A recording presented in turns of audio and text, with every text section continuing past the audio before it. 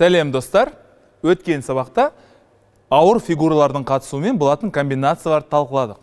Сіздер білесіздер, соңғы қатардың әлсіздігі, бірінші қатардың әлсіздігі, немесе сегізінші қатардың әлсіздігін бұл мәселеде талқыладық. Ойлаймын, сіздер деген үй тапсырмасын жақсылап тұрып орындадыңыздар.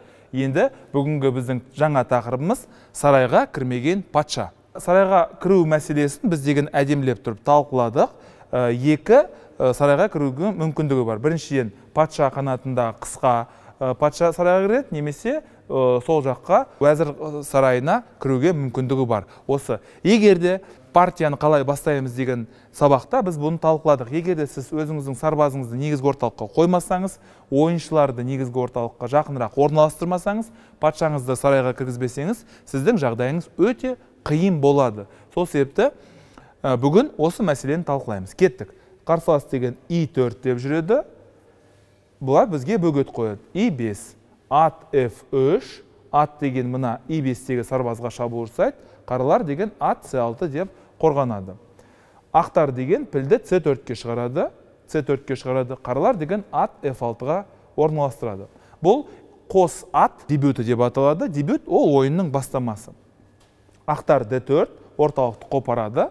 Қопарғаннан кейін қарсылас деген мына D4-тегі қопарылған сарбазды жек қояды. Біздің енді мақсатымыз мына F7-дегі осал сарбаздың біреуіне шабуыл жасау. Ат G5. Біріншіден қараңыздар, пілмен және аттың өзара үйлесімділігі. Екеуі бірігіп, мына F7-дегі қомағайлар қатарына кіргісіп тұр. Ат деген кіргеннен кейін уәзірге шабуыл жасайды және мына тураға шабуыл жасайды. Қос соққы әдісі еске түсірсеңіздер болады. Бұны қорғану үшін қарсылас деген D5 деп жүреді. Сіздер жейсіздер, ол деген атымен бұлай жейді. Қарсылас деген неге мына сарбазға қызығып тұр? Қарсылас деген өзінің атын негізгі орталыққа қоюға өте қызығып тұр. Бірақ біз білеміз, ең маңызды мәселе ол не? Сарбазды негізгі орталыққа қою, ойыншыларды негізгі орталыққа орналастыру және патшаны сарайға кіргізу. Біз патшамызды сарайға кіргіземіз. Патшамызды әдемілеп тұрып сарайға кіргіземіз. Біз енді қауіпсіз жерге орналастырдық, емін-еркін қара патшаға шабуыл жасауға дайындалыңыз. Қарсылас деген пілін I7-ге қояды. Енді біз байқап тұрмыз. Егерде біз қазір тез, белсенді қимылдамайтын болсақ, қарсылас деген тез арада патшаға сарайға кіріп кетеді де, соның біз деген оның түбіне жете алмаймыз. Сол себепті атты F7-ге құрбан етеміз. Ол бұлай жейді. Қызықтыру әдісіне жегеннен кейін біз қос соққы әдісін пайдаланамыз. Уәзір F3, уәзір деген патшаға шабуыл жасайды және уәзір деген мына D5-тегі атқа шабуыл жасайды. Амал жоқ, қаралар деген I6-ға жүреді. Егерде сіздер байқасаңыздар, біріншіден бұл патша мына піл деген мына тураға кедергі жасап тұр. Содан кейін бұл патшаның қауіпсіздігі өте нашар. Біз деген тез арада бүкіл ойыншыларымызды іске қосуға тырысамыз.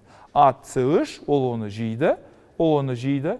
Әрине, атқа өте қатты қызығады, біз оған шақ дейміз. Бұлай әдемілеп тұрып шақ дейміз. Мен сіздерге үнемі айтам, тура деген ашық жолдарды ұнатады. Ашық және жартылай ашықты. Қарсылас деген ат I5 деп жүреді. Біз деген мына іске қосылмаған пілді іске қосамыз. F4-ке апарамыз, піл F4 және мына негізгі орталықтағы атқа шабуыл жасаймыз. Ол деген піл D6 деп өл. Біз енді түсінетініміз бұл жердегі. Біріншіден патша деген уәзірін іске қосқан жоқ, пілді іске қосқан жоқ, тураны іске қосқан жоқ, мына тураны іске қосқан жоқ. Бар болғаны оны үш-ақ қана ойыншы қорғап тұр. Әрине біз оны әдемілеп тұрып пайдаланамыз. Пілді I5-тегі бірінші қорғаушының көзін жоямыз. Ол деген мынаны жегеннен кейін біз деген не істейміз? Біз мына турамен соңғы қорғаушының көзін жоюға тырысамыз. Бұлай жегеннен кейін біз барлық қара патшаны қоршап тұрған ойыншылардың көзін жоюға тырысамыз. Бұл жердегі ең басты мәселе неде? Сіздер деген, егерде қарсыластың патшасы сарайға кірмейтін болса, міндетті түрде орталықты ашу керексіздер. Орталықты ашу барысында тез арада қара патшаға әдемілеп тұрып мат қоюға мүмкіндіктер болады. Ең басты қорықпаңыздар, белсенді ойланыңыздар және өзіңіздің ойлау қабілетіңізді барынша пайдалануға тырысыңыздар. Және шахматтың бір ерекшелігі ережелерді жақсылап тұрып пайдалану керек. Ережелерді тек қана оқып қана қоймай және тағы да пайдалану керек. Сол кезде ғана ол сіздің жадыңызда, сіздің есіңізде ұзақ мерзімге сақталады. Патша I5-ке жүреді. Енді біз деген іске қосылмаған мына жердегі тураға іске оны И1-ге апаруға боламыз. Шақ дейміз, біріншіден шақ дейміз.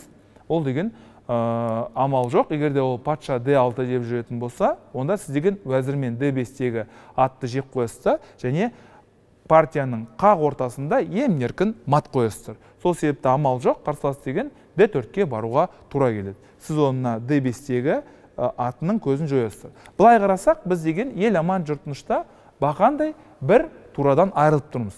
Иә, бұл жерде 1, 2, 3, 4, ал бізде 1, 2, 3. Бірақ қазақтың жақсы сөзі бар, алтау ала болса, ауыздағы кетеді дейді. Төртеу түгел болса, төбеде келеді дейді. Соған байланысты үшеуі түгел болғанның арқасында сіздер деген мына қара патшаның жағдайы қиын болады. Егер де уәзір D5-тегіні жейтін болса, онда сіздер деген мына тураны D1-ге қоясыздар, шақ дейсіздер, содан кейін мына D5-тегі пілді жеп кетеді. Соған байланысты бұл жерде қарсылас деген F8-ге барады, біз деген шақ дейміз, ол бай C5-ге барады және B4-ке шақ дейміз, патша B4-ке барады да және уәзір D4. Осымен ойын аяқталды. Бұл жердегі үй тапсырмасы қандай болады? Сарайға кірмеген патшаға шабуылды тағы да бір рет қайталаңыздар. Тез арада орталықты ашу мәселесіне тағы да жаттығуларды іздестіріңіздер интернетте және басқа да ақпарат құралдарында бұлар жеткілікті. Осымен сарайға кірмеген патша тақырыбы аяқталды. Сау, сәлемет болыңыздар.